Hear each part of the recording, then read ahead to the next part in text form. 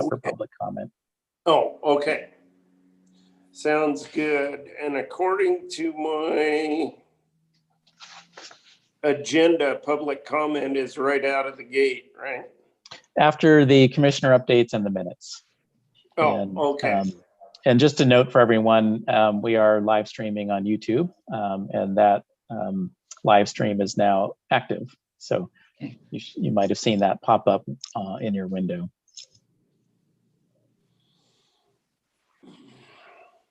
And let's just give it another minute or two to make sure we get those commissioners attending on board. And there's Nancy. Welcome, Nancy. Hi, everyone. Hey.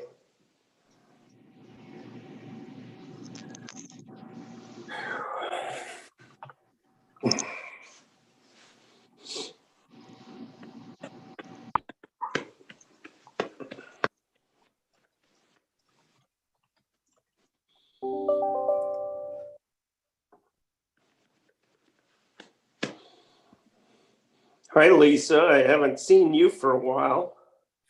I know. I'm excited to see so many friendly faces that I know from my old world.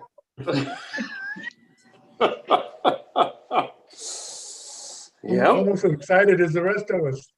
Yeah, we'd like to see you too. Well, thank you. Hi, Ken. Yeah. All right. I'll note for the group that I did hear from Sam Anjima, who cannot attend today, unfortunately. Okay.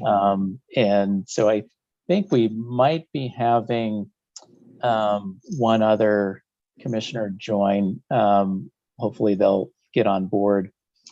And at this point in time, before we get started, I would just like to ask those who've joined by phone, if you could identify yourselves. We'll put your name up on the screen. And first, let's start with the phone number ending in 7415.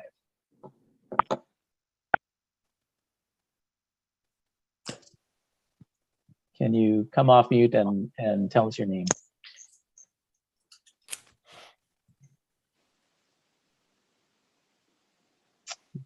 Not hearing a response there. How about 2152? Okay, 7415 is Stan Dean. Great, thank you, Stan. 2152 is Greg Green, Ducks Unlimited. Great, thank you, Greg. And Greg, does your last name have an E on it? Is that correct? No E. No E, Like okay. the color. Great, thank you. Thank you. Okay, Mr. Chairman, I think we are ready to start the meeting of the Oregon Agricultural Heritage Commission.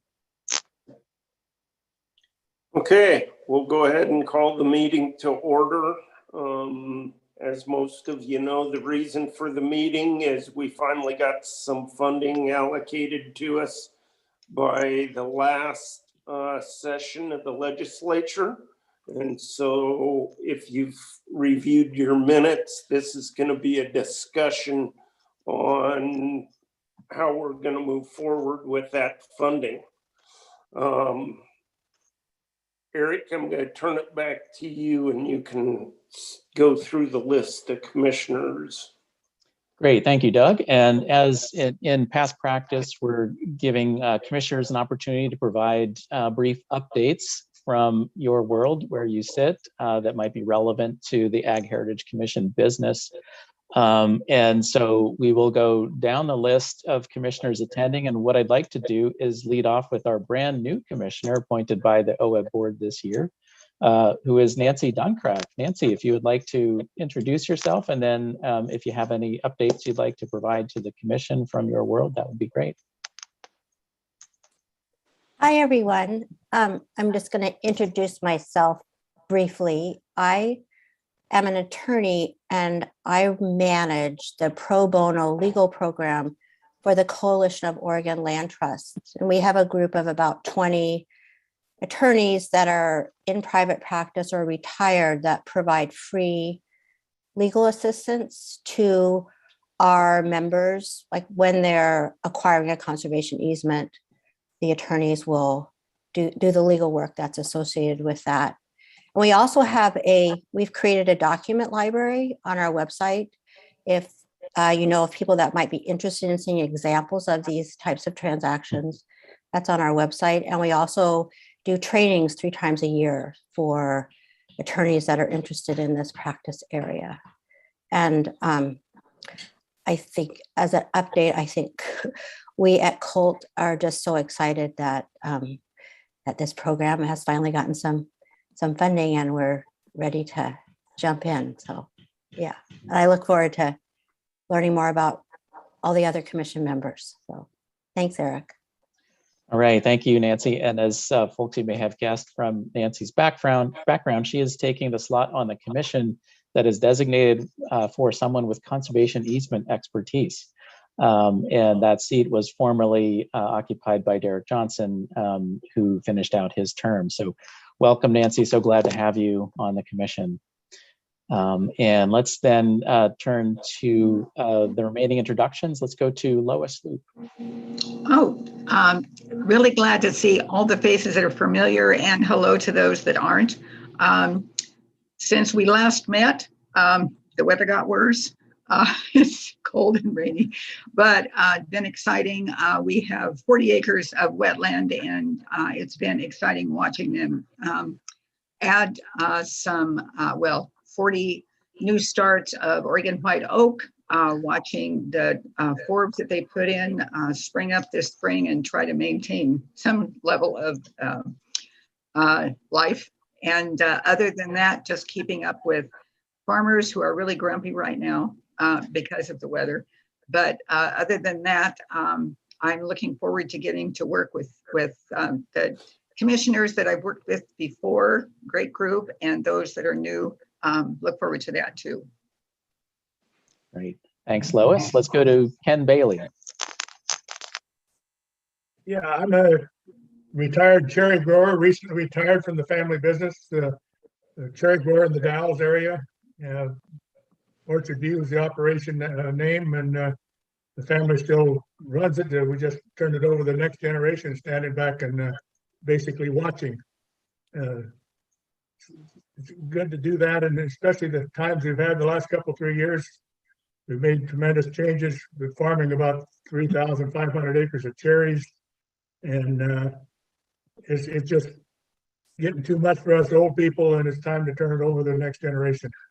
But I'm really pleased to get this thing going again, and I think I see this as just a getting started piece. We need to line up for what we need to do to get more investment by the state of Oregon into this type of program. Great. Thank you, Ken. And recalling how much time you put into the commission business when you were still working, I can't wait to see how much time you're going to contribute going forward now that you're retired. Glad to hear that, and congratulations. Man, I'm keeping busy. I'm sure you are. Let's go to Woody Wolf.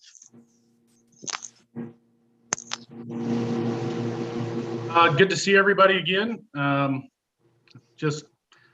name is Woody Wolf. I'm a farmer rancher from Iowa County. Just where Lois has rain, we're getting snow now, which is a little unusual for it to continue snowing and not have intermittent rains. But I look forward to working with everybody again, and was happy to hear that this got funded, and just eager to get down to business. Great, thanks, Woody. Let's go to Bruce Taylor. Hello, everybody. I'm Bruce Taylor. I'm one of the Fish and Wildlife representatives on the commission. Just starting my second term, I guess. Like Ken, I guess I could say recently retired, not really having a pension or anything like that. A defined benefit pension, it's hard to think retired, but yes, and I still dabble a little bit in the conservation world, but for all intents and purposes, I'm retired, and looking forward to spending some time on this, because it about a lot of the things that have always been really important for the conservation world. And just like to say, it's really great to have Nancy on the commission. She will increase our level of competence by a significant amount, just stepping up. Thanks, Nancy. Thank you. All right, thanks, Bruce. Let's go to Nathan Jackson. Nathan Jackson with the Umpqua Indian Development Corporation. That's the Cow Creek Band of Umpqua Tribe of Indians. I'm the tribal representative on the commission here in Douglas County, and glad to actually be able to do something with the rules that we made. It's nice to meet you as well, Nancy. All right. Okay, and Barbara Boyer.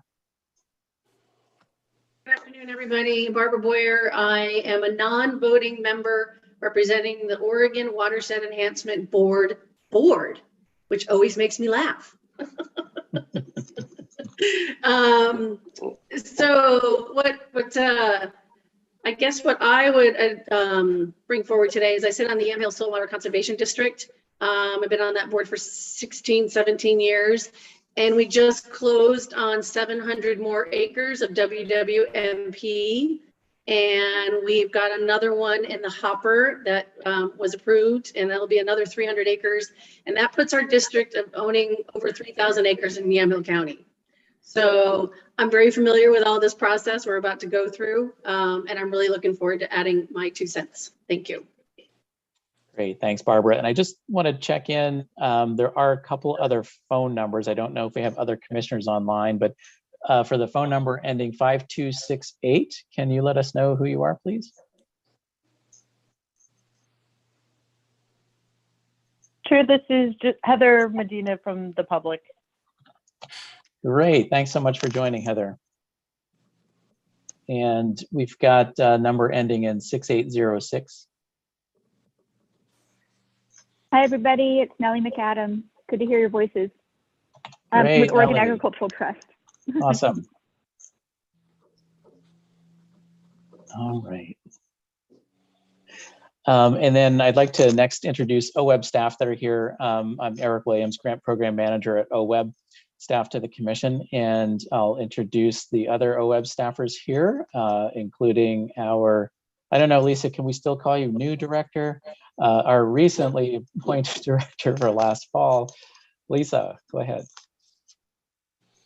Thanks. Good afternoon. Thank you all for serving on the Oregon Ag Heritage Commission. I know it's been a long road, and we're really excited about having funding for the program, and grateful to the coalition that put the work in during this last legislative session to bring some money in to the program. So thank you for your service, and thank you to the coalition that worked on the funding. We're excited to move forward with all of you. Thanks, Lisa. And Liz. Good afternoon, everyone. Liz Redon, I'm the regional program representative covering the Willamette Valley, and it's good to see you all again and just continuing to support staff as needed.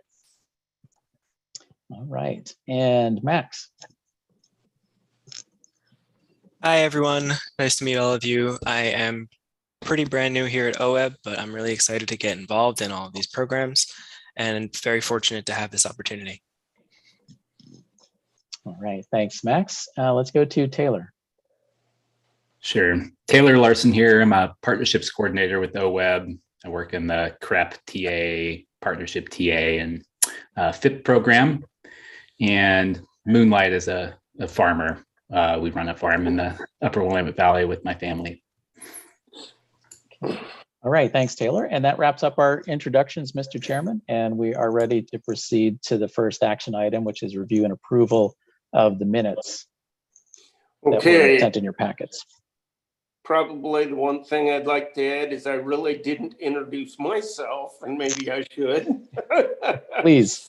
I've been chairman of this group, and it's been a great privilege to do that. I am a farmer, mainly in the Willamette Valley. I farm in Lynn and Marion County in the Valley.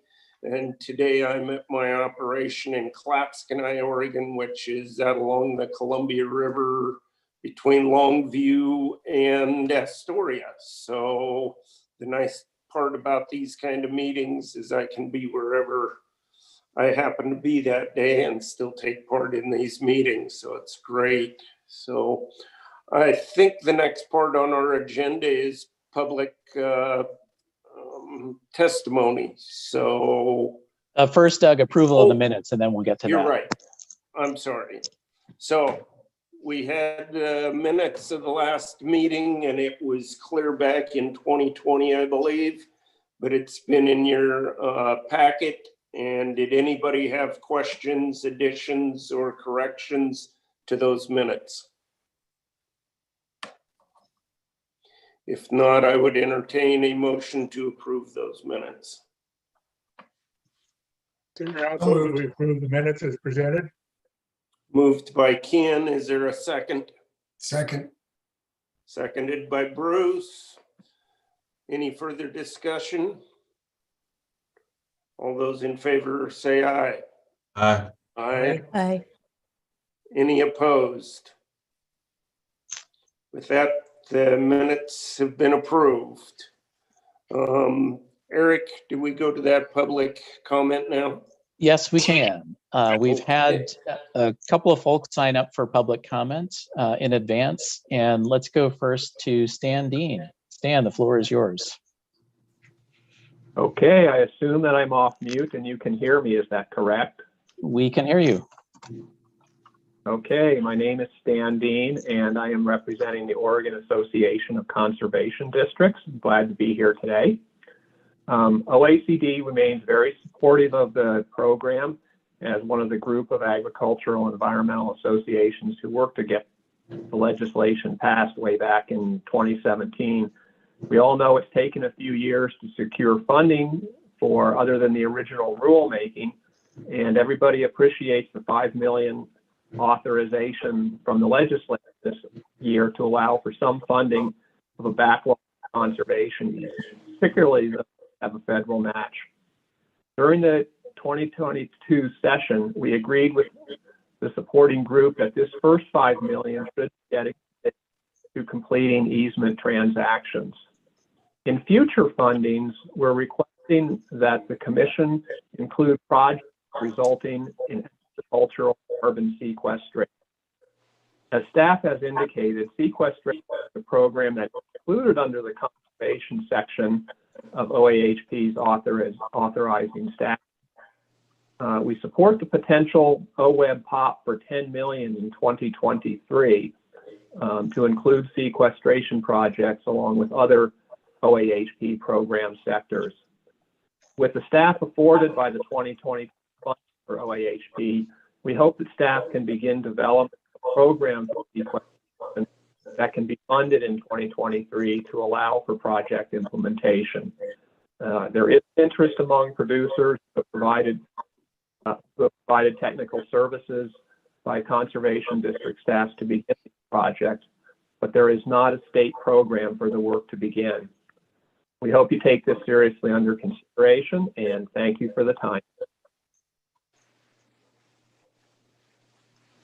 All right, thank you very much, Stan. The next person signed up for public comment is Kelly Beamer. Kelly. Hey everyone, good afternoon. For the record, my name is Kelly Beamer. I'm the Executive Director of the Coalition of Oregon Land Trusts. We support 30 organizations, land trusts, and SWCDs and others that work to conserve land. I'm going to provide some comments, but first just wanted to double down on the enthusiasm for this program coming online. I was part of the original group that really OWEB was responsible for setting the table and bringing a diverse collection of stakeholders together to find common ground. And it's so awesome to be at a place where this commission is going to be creating grants on the ground and really bringing to life the program that was created. So really deep enthusiasm. Just wanted to share a tiny bit of the history of the program and a little history of the legislative session. And as referenced, the groups that have gone into working to really get the legislature to get behind this. So really, as many of you know, this began in 2015 when OWEB, at the request of the governor, set the table for diverse conservation groups to come together. I'm going to share my screen because it's sort of compelling to see, this is what we share with legislators, and you kind of don't need anything else except for this collection of logos that really show the diverse interests from, Farm Bureau has been a solid leader, Sustainable Northwest, Oregon State, Ducks Unlimited, just so many groups, OACD and others. So just a recognition of the diversity of organizations that created this program in 2017 and then worked to pass it. And we all the collection of groups has only grown stronger. We've recruited the Oregon Association of Nurseries, Tillamook, and others to join board. So rooting and behind all of you and the work you're doing are literally hundreds of people that are represented in these organizations. And just another quick walk down memory lane, I just had to bring it up, is this photo from our lobby day. Many of you are in this photo. Mr. Kramer, I see you down the front row, and I've actually, I think, had a child since this day many years ago, but really, it was so many voices and people that came together, walked the halls, drove from far corners of the state to lobby for this. And this group is remaining committed to seeing this program through. So it's the same coalition. And as you embark on this work of putting this grant program into action, I just want to share that demand has never been greater. And these are the points that we shared with legislators this last year as we were lobbying and securing the general funds. Right now, there's potential to bring a lot of federal dollars to Oregon that we've yet to realize. There's a NRCS ASAP ALE program that's designed to protect farm and ranch lands from being fragmented and converted to other uses. Oregon has been left out, and we've been left behind because we haven't had a state dedicated matching fund. We've had projects come before OEB, even in the last granting acquisition cycle, where it was like, that's an OAHP project. And so we finally have the OAHP funds to make it happen and to bring those federal dollars to the state, which legislators really feel is an important opportunity. Demand has never been higher. We had $8 million of ASAP ALE applications go into the federal government this year. And Ron Alvarado, our state conservationist, is a huge champion for the program. So seeing this come online can hopefully leverage those federal investments. And it's especially important because this is a match plus. As Stan said, this isn't just the easements. It's been designed as a match plus with succession program, succession planning, and conservation management planning, and all the things that we really need to keep our working lands inventory healthy and continuing forward. So I know being on this commission has been a little easy up to now. And while I know it's not going to be as easy as it has been, it's going to be really important because the process you shape and the programs you fund will help us go back to the legislature this year and make the case for continued support along with OEB, our partners in this. So thank you. We're grateful to all of you stepping into the leadership role and grateful for your expertise in implementing this program. Thank you very much. Right. Thanks, Kelly. That concludes comments from people who registered. We do have a small group today, so I'll just ask the other public attendees if you'd like to make public comment at this time. Nellie, Greg, or Heather, would you like to make a public comment?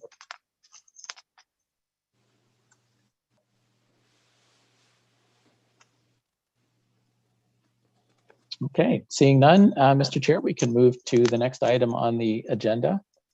Okay, and that's talking about the spending plan for 2022. And I believe you have or some of your staff have broken that down and are going to outline for us how we're going to proceed here. Great, thank you, Mr. Chairman.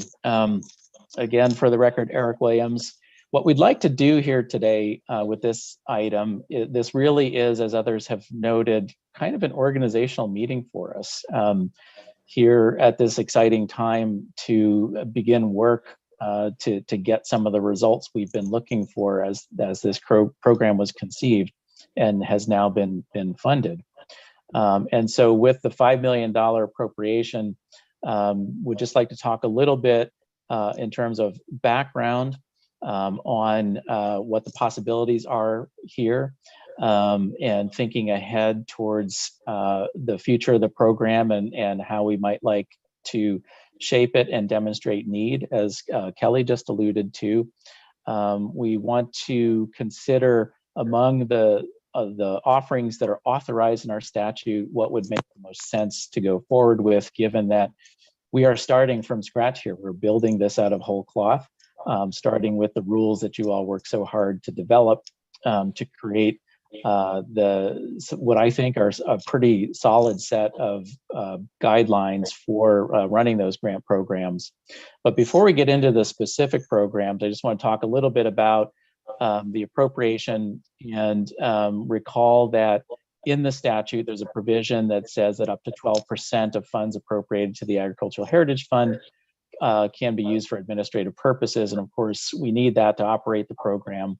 And when we factored in the costs of the positions authorized along with the budget appropriation, those include 2.5 full-time equivalents, and also factored in some funds for DOJ costs, as well as some contracting dollars to perhaps pursue some of the work that Stan alluded to in his public comments. You can see in the staff report the total available funds being $4,464,553 to be precise. And so that's the reason that number differs from the $5 million is in looking at the budget report that the legislature passed, looking at the positions authorized, that 4.46 million is what remains to be available in grant programs. We've heard in testimony today, and of course, in the last several years, about the demand for conservation easements, agricultural conservation easements, the ability to use funds in the Ag Heritage Program to match the federal dollars available through NRCS. And so I think that there is likely some fairly strong support for putting the bulk of the allocation into that conservation easement grant line item. We also have opportunities for entertaining other types of grants as well. In the coalition's testimony to legislative committees, they also mentioned the importance of conservation management plans, the need to both develop them and to implement them. Our statutes and our rules authorize us to provide grants for development of conservation management plans. And as Stan noted in his comments, we're not quite ready to jump into paying for implementation of practices for conservation management plans. You may recall that with our startup funds that we received back in the 2017-19 biennium, we engaged a consultant to look at the feasibility of developing valuation methodologies for payment of conservation practices, including practices for carbon sequestration. And so that report lays out the feasibility of various practices. Many of them were deemed to be highly feasible, some in the kind of medium-high feasibility category. Others were determined not to be feasible at this time. And so we need to do a little bit more work in advancing from the feasibility stage to actually developing methodologies. And there's some direction provided in that consultant's report, which is on our Ag Heritage Commission website, on pathways to pursue for that. And there's a couple of other categories as well as possibilities for granting. That includes technical assistance grants, which could provide funds to eligible organizations to help them get set up to operate within the Ag Heritage Program. And there's also reference in the statute and rules to succession planning grants. And that one we should probably talk a little bit about. It was not included in the options in the staff report table. Doesn't mean we couldn't go there. But the reason that we didn't put it in there right away is because our statute does include language in it that talks about receiving a request from OSU Extension, and then this commission could potentially request to the legislature funding for that program, or this commission can offer funding for succession planning grants. But since we haven't had those conversations yet with OSU Extension, we thought that at this time, as we're doing program launch, it might be best to offer a subset of available authorized grant programs so that we can establish what our granting process looks like, what our technical review processes are going to look like, and also at the same time, depending on the timeline of the solicitation, be able to show to the next legislative session, here's what demand looks like in some of the key programs that the commission is charged with running. Now you'll see in the staff report as well, a very draft timeline for a solicitation. We don't have staff yet for the program, although we're beginning the recruitment process. So it's hoped that by the time this timeline kicks in, we'll have folks on board that can help us run this. But you'll see that it takes us from announcing grant solicitations in July to having an application deadline, perhaps in September, with evaluation happening through the fall and early winter, leading up to public notice and a commission meeting to make funding recommendations in March. And recall from statute that this commission makes funding recommendations to the OWEB board. And so what we'd like to do ideally is line up a commission meeting 1 month ahead of an OWEB board meeting so that the OWEB board can then act on the recommendations of the commission. And so obviously if this timeline doesn't quite work out, we would have to push things to the next OWEB board meeting, which would be July. But in any case, we would likely be able to set up a program where we at least have applications in hand that can help demonstrate need as we talk about more permanent program funding through the budget process next biennium. And I see Barbara's got a hand up, so go ahead, Barbara. Thank you, Eric. Barbara Boyer for the record. What's the timeline on hiring staff? I feel like that would be the beginning piece before going down this timeline of accepting grants. Yes. As some of you might be aware, OWEB received quite a bit of both funding and authorization for positions in the short legislative session that concluded this past winter, spring. And we had prioritized hiring staff for the emergency funding that we received, which were related to wildfire recovery and emergency drought assistance. And so we've gotten through that process and we are now starting the recruitment for Ag Heritage. And as a matter of fact, we just put together our internal documentation to get that position posting, at least the first of the 3 positions posted this week. And so we would hope to follow on with recruitment of the other 2 positions fairly quickly after that. So we would hope to do interviews and recruitment over the next month or 2 for those positions. Are there other questions from folks before we proceed with some of these details? Go ahead, Ken. Oh, Ken, we've got you on mute. How much time does the staff have to do things that are preparing for the next legislative session? Say that if OSU comes in with a response on the succession planning program, or we want to do some outlining of what we could do with the technical assistance, can you work on that without a direct allocation out of the funds, or will staff time be able to pick that up? What I'm getting at is maybe some of these, I don't think we want to bite off too much in this first 6 months or so.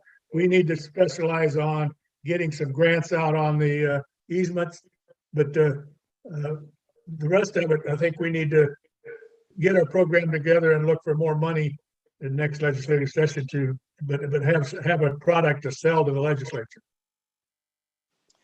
Yeah, Ken, thanks for that. Completely agree that it makes sense to focus a little bit this first time out of the gate without trying to do everything at once. But to answer your first question about capability to do some of this work while staff are being hired, we can and have done some of that. In fact, we have applications started in our online application system, for example, for these different grant types. They haven't been looked at in a while because we started that process a couple of years ago when we thought that we might get program funding through the legislature, but we do have a start on some of that.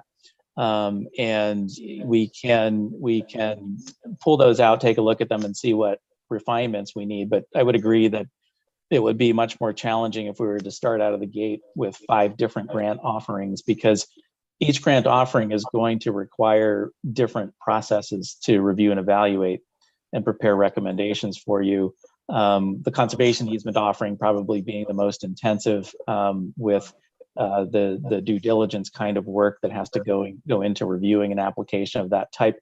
But even for the other project types, such as conservation management plans, we talked a lot when we were going through the rulemaking process about the need to, when we do technical review, make sure we're pulling in experts with the right expertise on particular types of agricultural operations in particular geographies, so that we make sure that we're getting people with the right knowledge to look at those things. And that does take some time to set up, and that takes some staff coordination to do. And so we would be relying quite a bit on new staff to be putting those review teams and review processes together.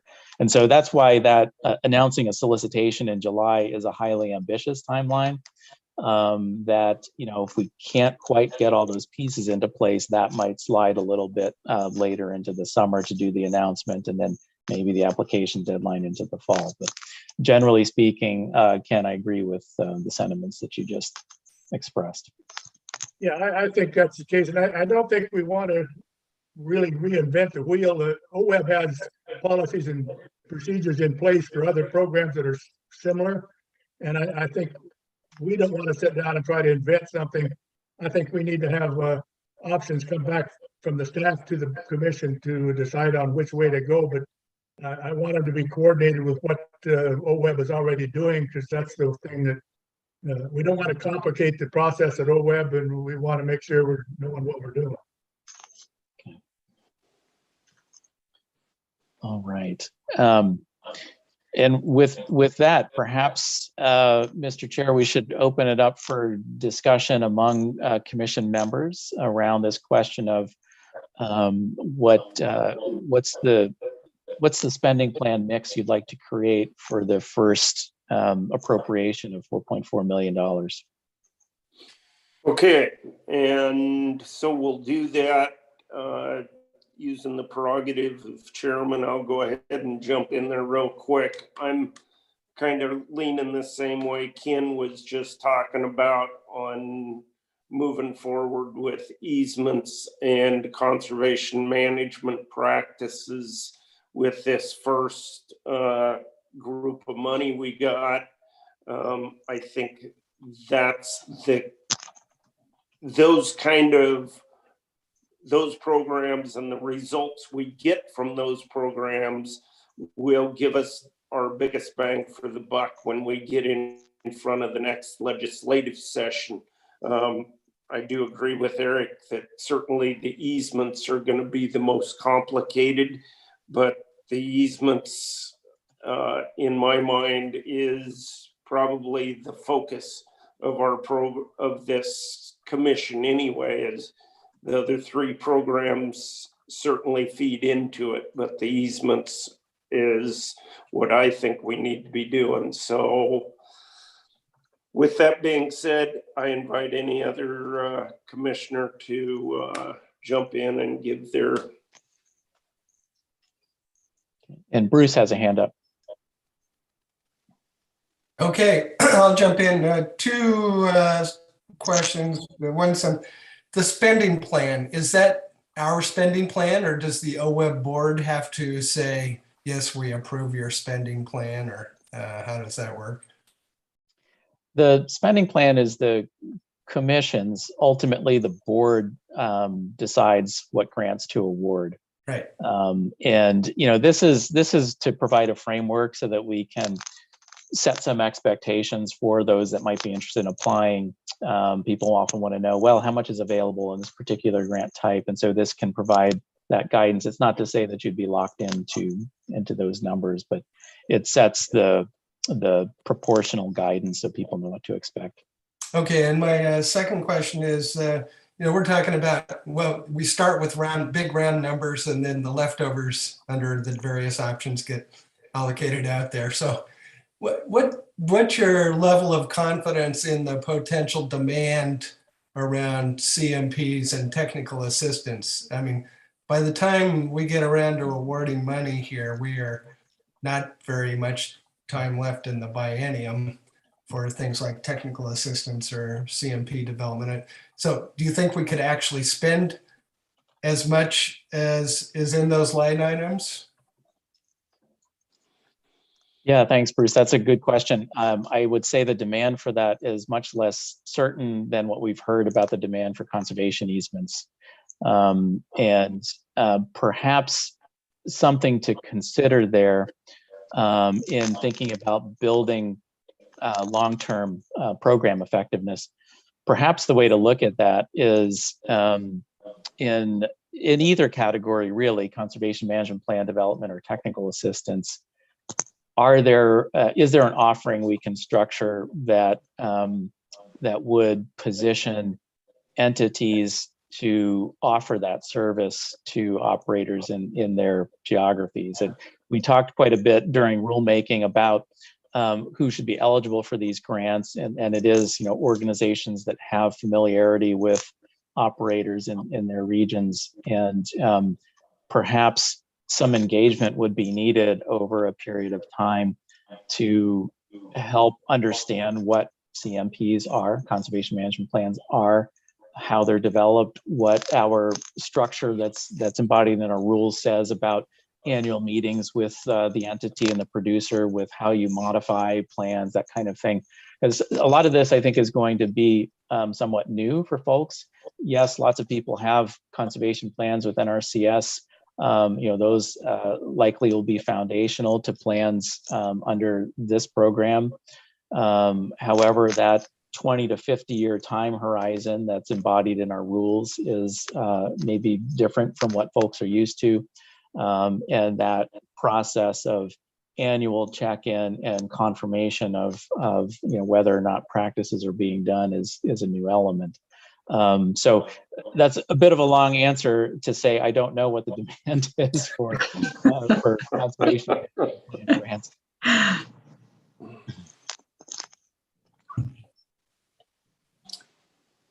Anybody else? Lois, you want to comment? Yeah, I don't have my hand up, but I certainly can comment. I know. Thank you. The easements obviously are the bread and butter, if you want to put it that way, for this program, and the one that's been asked for and asked for and asked for years. The other thing, though, that we might take into account are the CMPs and the fact that there are people that are very interested in having conservation plans who do not want to go to the final step of having an easement. And so I think it's important that the conservation plans also play a role in this first, this first visual accomplishment that we're going to use this money for, to take care of those people who aren't quite to the point of easement, but would really like to have some idea of the conservation plan that might work on their property, so that they can be a participant in this also. To me, that looks like a real good combination of the two grant possibilities without taking long-term, for instance, implementation that would not show for our next request for additional monetary help on this. Thank you, Lois. Woody? Yeah, I just think where we're want to hit the ground running, probably I was in favor of option one. Just try to keep it simple, and hopefully we can get something done while we're seeking perpetual funding, and kind of settle into the other aspects of what we're planning on doing when we know we have long-term money relative to the demand for the easements. I agree that that's where our focus should be. Thank you. Nancy? Thanks. I had one question about the conservation management plan funding that I think Lois's comment helped me, but that's not tied to the conservation easement development. Like properties that would have a conservation management plan developed wouldn't necessarily be those same properties that are seeking funding for conservation easements. Is that?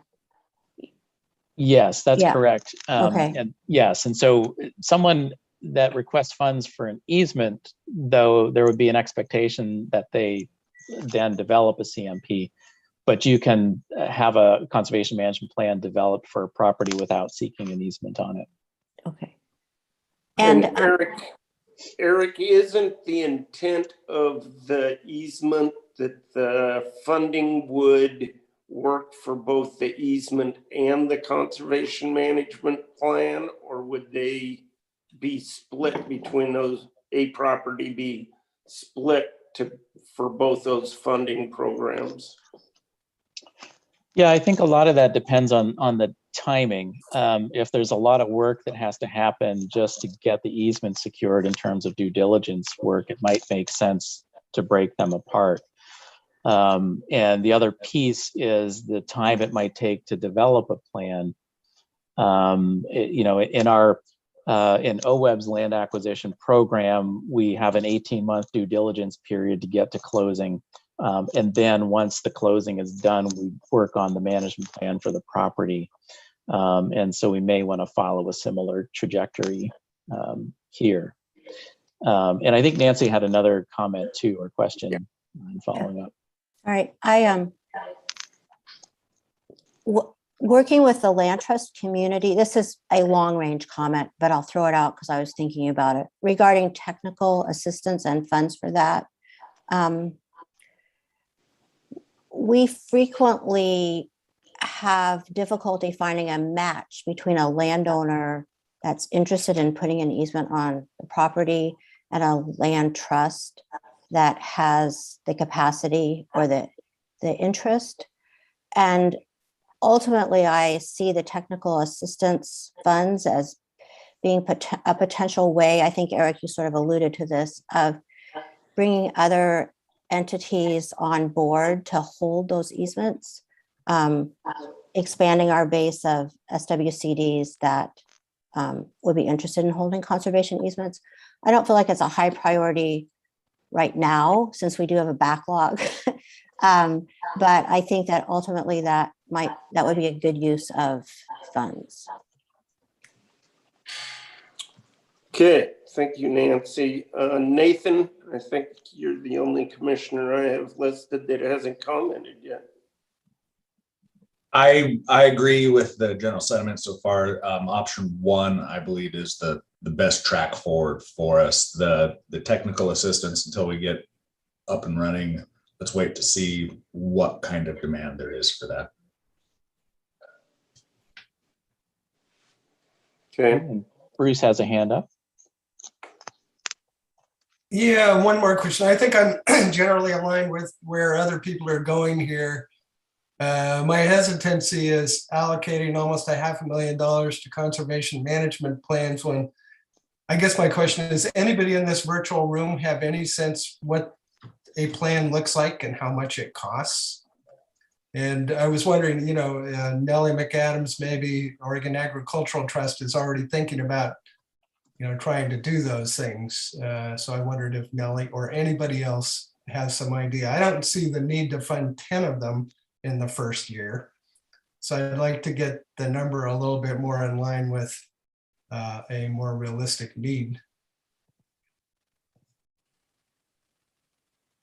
Nellie, do you have any answer for that? Sure. Bruce, members of the commission, Nellie McAdams from Oregon Agricultural Trust for the record. One thought around the cost of conservation management plans that might come into play is that the rules allow the funding to be used for annual payments for implementing a conservation management plan. And so with that in mind, the cost associated here could be much more than the cost of just creating the plan itself. So that's something to keep in mind in terms of how that program, what the funding might be necessary and how it can grow. And I believe the rules also have a priority for easements that are attached to a conservation management plan. So it's not necessary for an application for an easement to include application for conservation management plan if that's on offer. But I had thought, and don't quote me on this, but I thought that there was that was contemplated in the rules that could be a preferred option. With Oregon Ag Trust, our land trust is practice and scale agnostic. We want to support landowners in doing the practices that they see fit on their lands. But if having these funds available is of interest to our landowners and they want to apply for them through the same process, that's something that we would be happy to facilitate if that was available. Okay. Bruce, does that answer your question? Thank you, Nellie. No. But I think it's because there isn't an answer. I don't know, but I'm just thinking I would be more comfortable with a lower number. You know, these are basically planning, conservation planning dollars tied to specific properties, and not to fund payments for practices, but to come up with the plan. So then we know what they look like and people would have some idea what they're getting into. And to be honest, you know, that's not a $200,000 per plan kind of cost, I don't think. I don't know what it is, but I'd probably be more comfortable with maybe a third of the number that we have allocated in option 1. And Eric is pretty small there. I see him nodding a little bit, but I really need some professional feedback on, you know, what's an appropriate level here. That just seemed too high to me. Yeah, thanks, Bruce. I'll just interject, Eric Williams, for the record, before we go to Woody and Ken, that these numbers, as you noted, obviously were just pulled out of you know, almost thin air, with a nice round number at the top and then filling in the rest of the money at the bottom. And in terms of constructing these options, that was deliberate to make them kind of high to prompt this very discussion. And I think it's perfectly reasonable to go with a lower amount. You know, if you ballpark Bruce's suggestion of a third, maybe 150,000 is put on offer for CMP grants in this first round. But with that, Mr. Chair, we can go to Woody and then Ken. Yeah, I agree with Bruce. If I remember back to when we were setting things up, I struggled with the valuation of the management plans. And I think he's right. There is no answer to that. And so I think we should head into it slowly so that we can learn from our mistakes that I believe we're certain to make. I also, in the 2 easements that I have done, just would caution not to get caught up in tying the conservation management plans and the easements together, because the easement is a inherently static document, which is paying a landowner for a group of rights, and a conservation management plan needs to be inherently dynamic. And the 2 don't mix well at the same time. I believe they both have huge value, but they create great challenges when trying to be incorporated into the same document. Thank you, Woody. I wouldn't have thought of that, but thank you. Ken? Yeah, I'd agree with Bruce and Woody that management plans are great, but I think for what money we have, it's short term. It's basically 1-year funding, and I think the management plans are, you say, being dynamic or long term. It takes a while to develop them. The easements are the primary purpose of this allocation, and that's what sold the allocation. And establishing the program is basically built on easements. The rest of it is more dependent. The succession planning and management plans, I think we need to be developing plans on how we would like to do it, but I don't know that we want to be actually out there doing them until we see some signs of longer term funding. And if we get plans going and go to the legislature and get a better feel of, do we have access to funds long-term to continue these programs that aren't basically one time. The management plans are not going to affect the easements we're going to be granting in this cycle. The easements that are going to be granted in this cycle are already in the works. And they're not going to need a new management plan. If they do, well, I guess that's an issue to deal with later, but we need to get the program running and have a better plan for how we're going to spend this longer term money to go to the legislature and to convince them to help pay for it. Okay, so what I'd like either Bruce or Woody or Ken to do is maybe, do we want a motion yet, Eric, on how much we should be spending on conservation management plans? Do you want to start narrowing this down a little bit?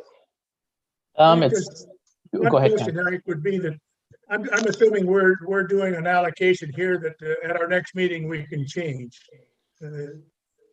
So I would move that we adopt number 1 with the allocation to conservation management plans at $150,000, and that'll give us a placeholder. And if we need to exceed that, we can decide that later. But it'll give us a better indication of where we really want to spend the money. Okay, so Ken moved. Do we have a second? Second. Okay, seconded by Woody. Any further discussion on $150,000 for conservation management plans under option 1? Yes, if I could make a comment. Sure. The reason I suggested that we make sure that we have some conservation management plan money in this first is not because the easements aren't where our bread and butter really should go, but the fact that I'd like to see us interest multiple landowners in this program. And if we hold it down to nothing but easement money, we're going to cut off some people who might really benefit, as would we all, from a good management plan. However, I do agree that the money that we have written down here is pretty flush. And I would agree with the amount that's been suggested at this point, but I do think it's important that we have some smaller carrot than just nothing but the easements. So I would like to see funding remain, a small amount of funding remain for conservation management plans. Okay, any other comments before we vote? My only comment goes back to what I said earlier about succession planning. I think that's also an important long-term piece. I think we need to make sure that gets dealt with and gets introduced, hopefully through OSU's request with a response to the legislature. But that's something we can work on with staff and offer. It's not necessarily going to cost us any money out of the budget. It's not part of the spending plan, but I think we need to understand it. I totally agree with what Lois is saying, that we don't want it to be 100% easements in this round, but I think we're setting up the priorities. Okay, any other comments? Just one, Doug, just in response to Ken's comment regarding amounts and are they fixed or not. The way this would work is this would then be published in our solicitation in terms of our approximate available amount. But if the applications that come in, particularly the highest quality applications, show maybe a little bit different balance, the commission could then rebalance the spending plan based on that demand coming in and fund the applications that you'd prefer to fund. Thank you for that clarification. Any further comments? Okay, we will proceed to vote on funding conservation management plans at $150,000 under option 1. All those in favor say aye. Aye. Aye. Aye. All those opposed, same sign. Okay. We got 150,000 under conservation management plans. Where does that put us on the easement, the dollar level of easements, Eric? That would put us, doing some quick math in my head that I'll probably mess up a little bit, at 4.334 million.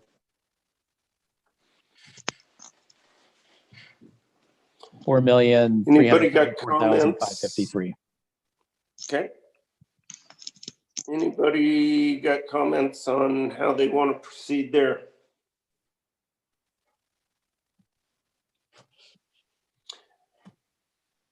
Is anybody ready to make a motion to fund easements at that level?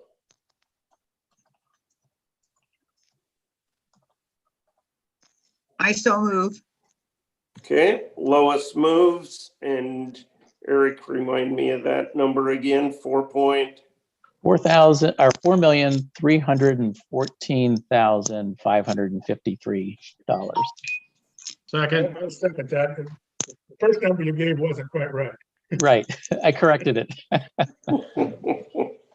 Yeah, I was going to suggest Okay. just the remainder go, whatever. Go ahead. Lois moved. Is there a second on that motion? I'll second. Seconded by Ken. Any discussion on funding easements at 4,314,000 plus change under option 1? If not, we'll proceed to vote. All those in favor say aye.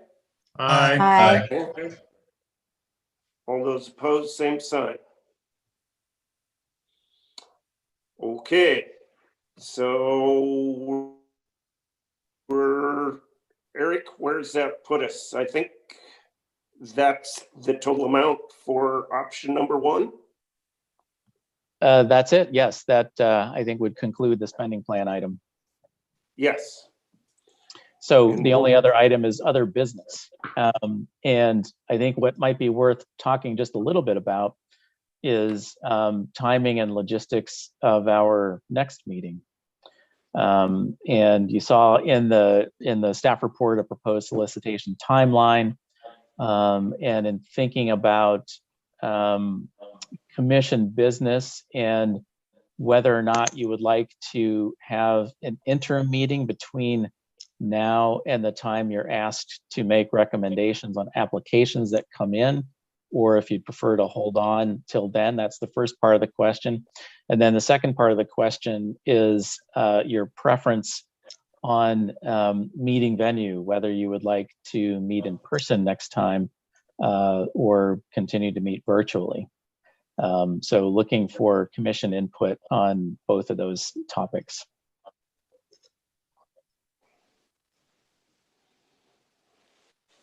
I'm sure somebody's got comments on.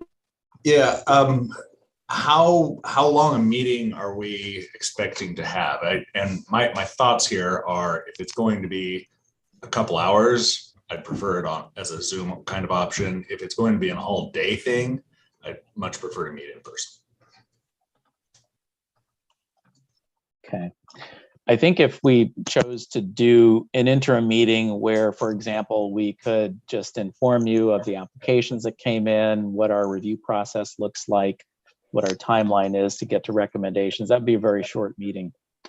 And then the meeting that would occur at the time that our evaluation process is complete and staff recommendations are developed for the commission to make your decisions on, that one could potentially take longer. It depends on how we structure the meeting, how many applications we have, and how much detail you want to get into in review and discussion of those. And so not having done it before, we don't have a lot of guidance on how long that can take, but I would think that one we may want to allocate maybe 3 hours for.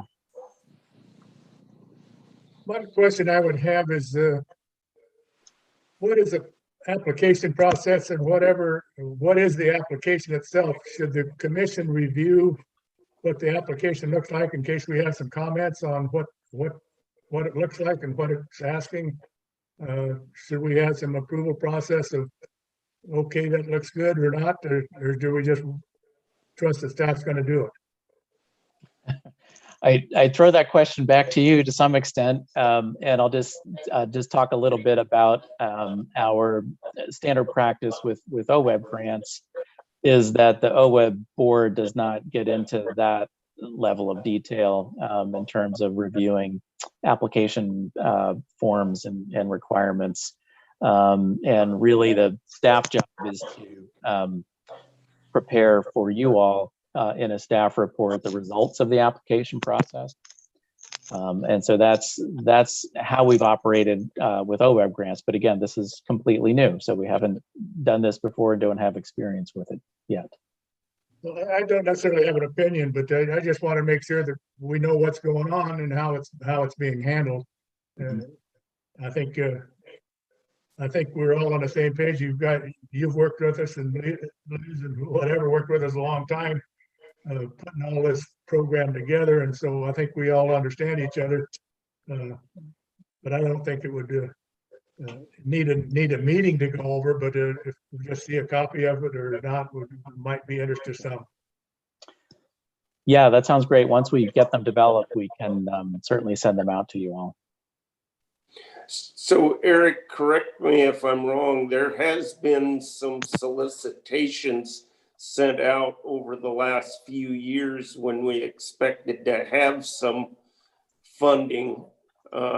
Were those complete applications, or do you think the application you are going to be sending out is going to be different than that? Yeah, that was a very short letter of intent process, basically. Okay. We just asked people for like a one-page description of a project that they had confirmed landowner interest in pursuing a conservation easement on. And that just simply asked what type of operation, how many acres, what's the estimated dollar value, but nothing more than that. And I will say also that when I put together draft application forms in our online system, once we had completed a rulemaking process, what you all put in the rules is what was used as the outline for the application form.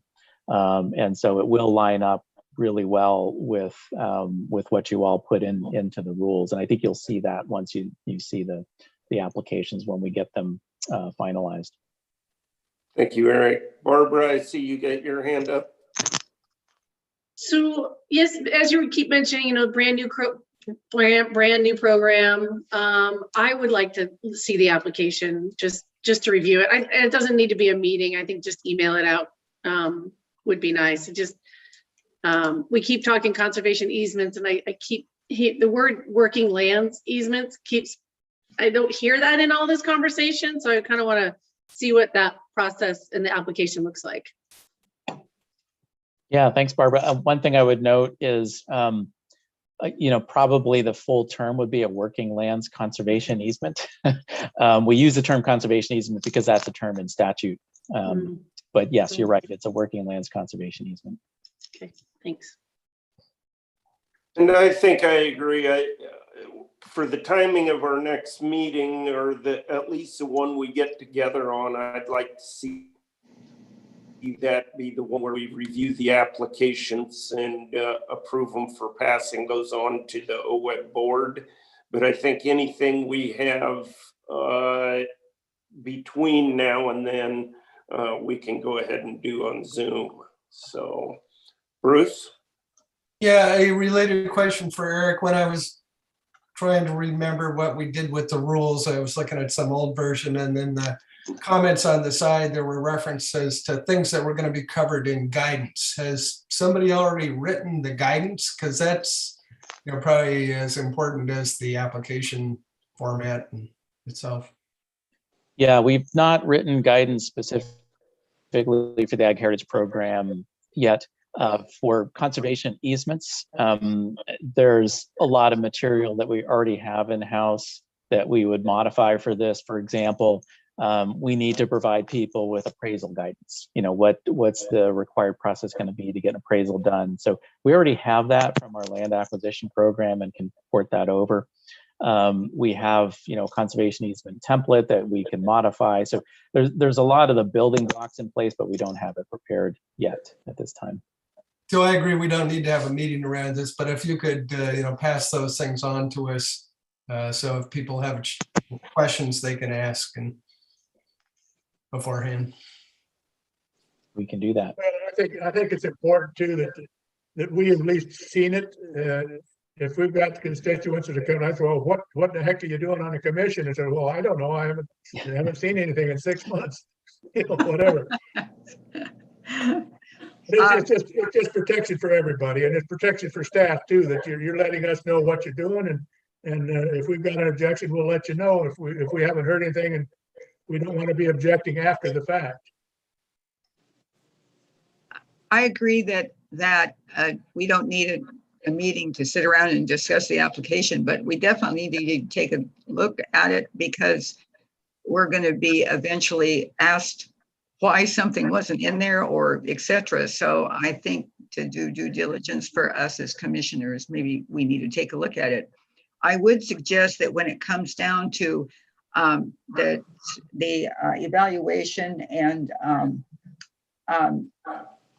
decision on funding, that I would prefer that we do it in person because this is going to be new to us. We're going to be looking at applications on a new form. And I think if we were together physically, that it would be a lot easier for us to gauge, do we have what we need here? You know, do we have some objections? So I would really prefer, for myself at least, that we get together so we can exchange opinions and come up to something that we all agree on. Okay, Eric, you got a feel for the group? We do, very much so. Appreciate this input. And, you know, in terms of that in-person meeting, like we did in the past, we'll try to find a place that can be as central as possible to all of you. You know, I think Woody often gets the short end of the stick on that deal, so we're going to be sensitive to that. And